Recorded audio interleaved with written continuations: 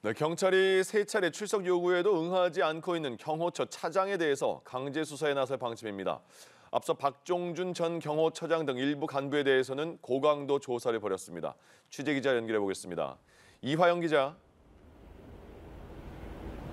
네, 경찰청 국가수사본부에 나와 있습니다. 국수부는 어제까지 세 차례 출석 요구에 불응한 김성훈 경호처 차장에 대해 체포영장을 신청할 방침입니다. 다만 국수부는 체포영장 신청 여부에 대해 확인해 줄 수 없다는 입장입니다. 현행 법상 경호처의 경호 대상은 대통령과 가족 등으로 규정돼 있는 만큼 경호처가 김 차장의 체포를 막을 명분은 없는 상황입니다. 김 차장은 엄중한 시기에 경호처장 직무대행으로서 한시도 자리를 비울 수 없다고 입장을 밝혔습니다. 앞서 박종준 전 대통령 경호처장은 지난 금요일에 이어 어제까지 이틀 연속 국수본에 출석해 조사를 받았습니다. 첫날 13시간가량 조사를 받은 데 이어 어제도 14시간 30분에 달하는 강도 높은 조사를 받았습니다. 박 전 처장은 수사에 최대한 성실히 협조하고 임했다며 짧게 입장을 밝혔습니다.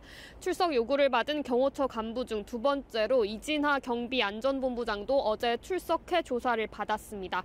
오후 2시쯤 출석해 9시간 가까이 조사가 이어졌습니다. 이 본부장 역시 조사에 성실하게 임했다며 입장을 간략히 전했습니다. 두 차례 출석 요구에 응하지 않은 이광우 경호본부장에 대해선 내일 오전 10시까지 출석하라는 3차 출석 요구서를 보낸 상태입니다. 이들은 모두 윤 대통령에 대한 1차 체포영장 집행을 저지해 특수공무집행 방해 혐의를 받고 있습니다. 윤 대통령에 대한 2차 체포영장 집행을 앞두고는 경호처 내부의 동요가 상당한 것으로 전해졌습니다. 네, 이화영 기자, 윤석열 대통령 측 변호인이 공수처에 선임계를 제출을 했죠. 네, 오늘 오후 윤석열 대통령 측 변호인단이 정부 과천청사 내의 고위공직자 범죄수사처에 변호인 선임계를 제출했습니다. 공수처가 윤 대통령에 대한 체포영장을 발부받은 지 엿새 만입니다. 앞서 윤 대통령 측 변호인단은 지난 8일 선임계를 내려갔지만 출입을 거절당해 돌아왔다고 주장하면서 공수처와 신경전을 벌인 바 있습니다. 한편 공조보는 겹겹이 늘어난 저지선을 뚫고 어떻게 관저에 진입할지 2차 체포영장 집행 논의를 이어가고 있습니다.